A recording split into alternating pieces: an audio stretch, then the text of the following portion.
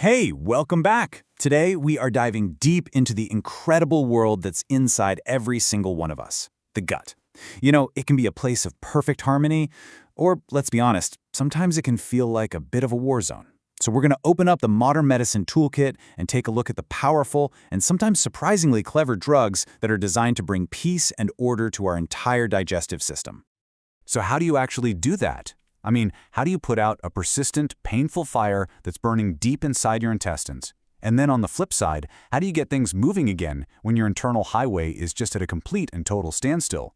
Well, these are the two big challenges we're going to tackle today: inflammation and constipation. Okay, here's our game plan. We're going to start by fighting those internal fires, looking at inflammatory bowel disease and what's called its treatment ladder.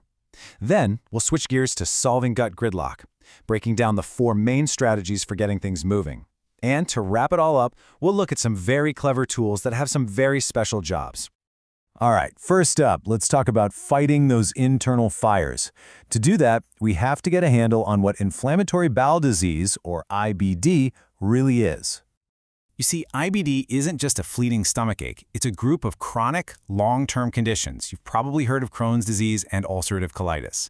The most important word here is inflammation. This is like a persistent, smoldering fire in the gut lining that causes a whole bunch of painful and really debilitating symptoms. So the goal of treatment isn't just to cool things down for a minute, but to keep that fire out for good. Now, when it comes to treating IBD, doctors don't just throw the strongest drug they have at the problem right away. Instead, they use something called a treatment ladder. They start with the simplest tool and only move up to more powerful ones if they're needed. It's a really smart step-by-step approach. And here are the 4 main rungs on that ladder. You start with step 1, the Aminosalicylates, which are kind of your first line of defense.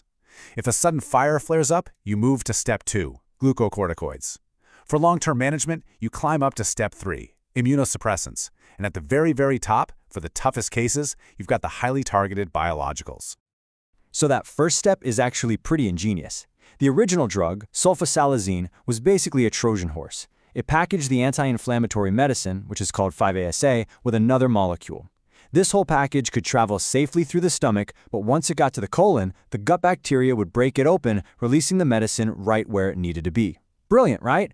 Well, there was a problem. The other part of the horse caused a lot of side effects. So modern versions are a huge upgrade. They've found new ways to deliver the medicine directly without that problematic passenger. So, what happens if the inflammation suddenly gets way worse? For these acute flare-ups, doctors reach for step 2, glucocorticoids, like prednisone. Think of these as the firefighters. They are powerful anti-inflammatories that act fast to douse the flames and get symptoms under control. But, and this is a big but, they are a short-term fix. Using them for too long can lead to some serious side effects, so they are absolutely not for long-term maintenance. Okay, so once that immediate fire is out, the whole strategy has to shift. The next step up the ladder isn't about rapid response anymore. It's all about long-term control and preventing future fires from even starting. And this is where the immunosuppressants come into play. Drugs like azathioprine are designed to do one thing: dial down the overactive immune system that's causing all the inflammation in the first place. Their job is to maintain remission, but the key thing to know is that they work slowly. These are not for flare-ups. These are the steady, long-game players in managing IBD. But what about the most severe, most stubborn cases of IBD? For those, you need something more than just a general anti-inflammatory or a drug that dials down the whole immune system. You need a precision weapon, a heat-seeking missile, to go in and target the very source of the inflammation directly. And here it is, the top of our ladder, the biologicals. These are incredibly sophisticated drugs like infliximab. Instead of having a broad effect, they're designed to do one very specific thing: find and block a single molecule called tumor necrosis factor, or TNF for short. By neutralizing this one key driver of inflammation, these drugs can shut down the whole process with just incredible precision. All right, let's totally shift gears. We've talked about calming a fire. Now let's talk about clearing up a traffic jam. We're moving on to solving gut gridlock, which is a very common problem you probably know as constipation. The tools for this particular job are called laxatives, and their goal is pretty simple: help clear stool from the bowel. But what's really fascinating is that they don't all work the same way. There isn't just one strategy to clear the road. There are 4 fundamentally different approaches to get the job done. So let's take a look at these 4 distinct strategies. You can think of it like a playbook with 4 totally different options, all designed to achieve the very same goal. So here are the 4 plays in action. First up, you've got bulk-forming laxatives. Their strategy is to add bulk.